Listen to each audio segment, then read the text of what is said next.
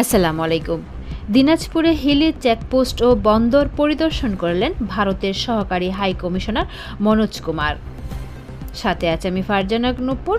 Mohammad Mahbub Hossain major বিশেষ প্রতিনিধি দিনাজপুর হিলি থেকে। দিনাজপুর হাকিমপুর উপজেলা হিলি ইমিগ্রেশন চেকপোস্ট ও স্থল বন্দর পরিদর্শন করেছেন বাংলাদেশে রাজশাহীতে নিযুক্ত ভারতের সহকারী হাই কমিশনার মনোজ কুমার। এ সময় বাংলাদেশের সীমান্তরক্ষী বাহিনী বিজিবির সাথে শুভেচ্ছা বিনিময় করে ভারতের অভ্যন্তরে গিয়ে ওই দেশের সীমান্তরক্ষী বাহিনী বিএসএফ এর সদস্যের সঙ্গে সৌজন্য সাক্ষাৎ করেন তিনি।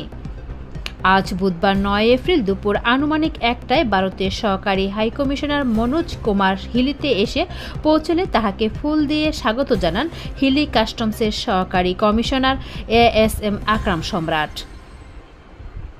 ভারতীয় সহকারী হাই কমিশনার মনোজ কুমার বলেন, ভৌগোলিক কারণে ব্যবসা বাণিজ্যের ক্ষেত্রে আমাদের কাছে হিলি স্থলবন্দর গুরুত্বপূর্ণ হয়ে উঠেছে। বর্তমানে বাংলাদেশ ও ভারতের মধ্যে আমদানি রফতানি যেসব বাধা রয়েছে তা অচিরেই সমাধান করা হবে। ভারত এর অংশে রাস্তা প্রশস্ত, কাস্টমের উপকমিশনার কার্যালয় স্থাপনের মাধ্যমে বাণিজ্য আরও সম্প্রসারণ করা হবে। বাংলাদেশ ভারত সম্পর্কে আগে থেকেই ভালো রয়েছে, আরও ভালো করতে দুই দেশকেই এগিয়ে আসতে হবে।